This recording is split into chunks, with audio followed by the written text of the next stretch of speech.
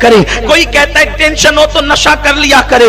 یاد رکھیں نشہ کرنے کی اسلام میں اجازت نہیں. سگریٹ کو اگرچہ مطلقاً اسلام حرام تو نہیں کہتا لیکن اللہ اکبر وہ قریب حرام کے ضرور ہے, بلکہ اگر اس کو قرآن مقدس کی روشنی میں لیا جائے تو جو ہے وہ بہت احتیاط کے ساتھ اس کو مکروہ تحریمی کہا جا سکتا ہے. اور اگر اس اعتبار سے لے, میرا اللہ فرماتا ہے فضول خرچی کرنے والے شیطان کے بھائی ہیں. تو سگریٹ ایک انسان اللہ اکبر ایک دن میں سینکڑوں روپے کی جو سگریٹ پی جاتا ہے تو کیا یہ اسراف نہیں ہے؟ یہ فضول خرچی نہیں ہے؟ اللہ اکبر. جب اسلام نماز پڑھنے سے پہلے جو نماز کی کنجی ہے جسے وضو کہتے ہیں, وضو میں پانی کی فضول خرچی کو اسلام حرام قرار دیتا ہے. میرے آقا فرماتے ہیں اگر تم کسی نہر کے کنارے بھی وضو کرو تو تم فضول خرچی پانی کی نہیں کر سکتے.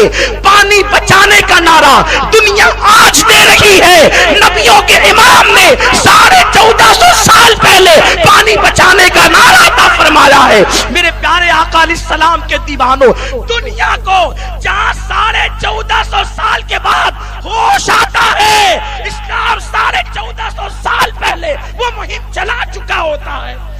اسلام دنیا سے ہزاروں سال آگے ہے.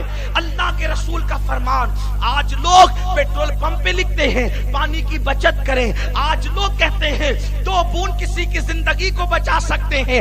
آمنہ کے لال نے کہا نہر کے کنارے بھی تم وضو کے پانی کا اسراف مت کرو. جو مذہب نہر کے کنارے پانی کے مس یوز پہ پابندی لگاتا ہو, وہ مذہب سگریٹ کے اندر آگ لگا کر کے اپنی دولت کو آگ لگانے کی اجازت کب دے سکتا ہے؟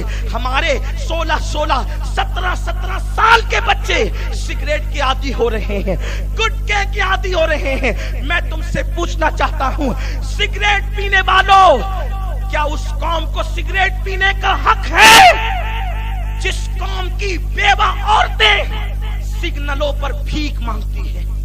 کیا اس قوم کو اپنی دولت کو آگ لگانے کا حق ہے جس قوم کے یتیم بچے ہوٹلوں پہ کام کرتے ہیں؟ کیا اس قوم کو سگریٹ پینے کا حق ہے جس قوم کی بچیاں 30-35 سال کی ہو گئی ہے اور ان کو اس لیے رشتے نہیں آتے کہ ان کے ماں باپ کے پاس جہیز دینے کے لیے پیسے نہیں ہے؟ سگریٹ پی رہے ہو, ملک شام کے بچوں کی بھوک کا جواب قیامت میں کون دے گا؟ ہندوستان کے اندر سسکتی ہوئی جوانیوں کا جواب کون دے گا؟ جو راتوں کو 30-35 سالہ جوان لڑکیاں جب اپنے بستروں پہ سسکیاں لیتی ہوگی, وہ ایک ایک سسکی اس امت کے ہر جوان پہ قرض ہے اور رب کی بارگاہ میں ان سسکیوں کا تمہیں جواب دینا ہوگا. ہم سگریٹ پی کر اپنی دولت کو آگ لگاتے ہیں. مذہب اسلام تو یہ کہتا ہے کہ اگر 2 لقمے کم کھا سکتے ہو تو کھاؤ, اور وہ 2 لقمے کسی بھوکے کے منہ میں ڈال دو تو وہ تمہارے لیے قیامت کے دن نجات کا ذریعہ بن جائے.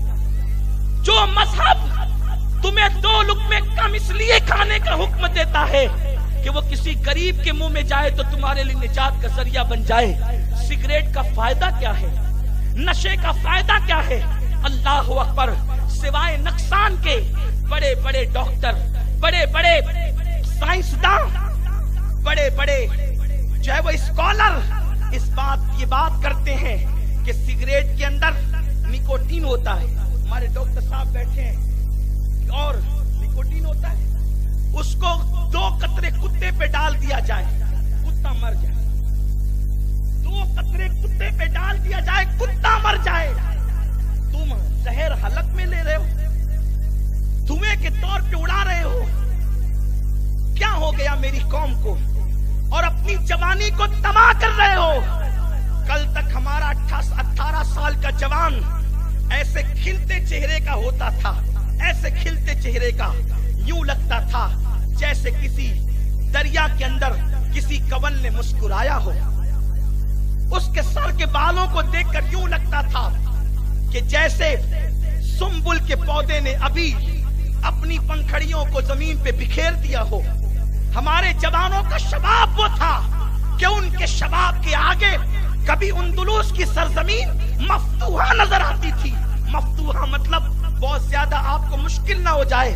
میں اس بات کا عادی ہوں ہمارے برادر محترم حافظ امین صاحب کی بلا کی طرح کہ میں آپ کو آسان زبان میں گفتگو کروں، لیکن یہ بات بتا دوں ہمارے جوانوں کی جوانی وہ تھی جنہوں نے اندلس کی سرزمین کو اسلام کی زمین بنا دیا تھا.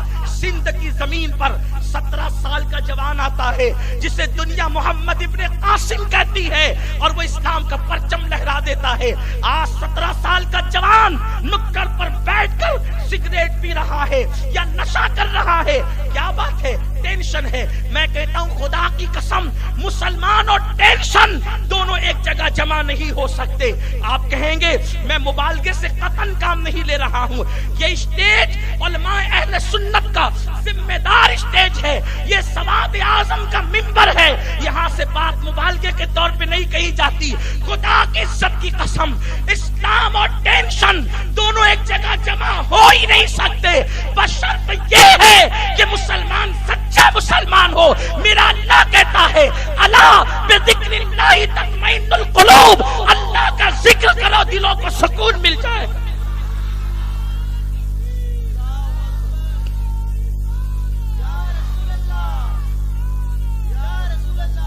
نشے میں سکون نہیں ہے.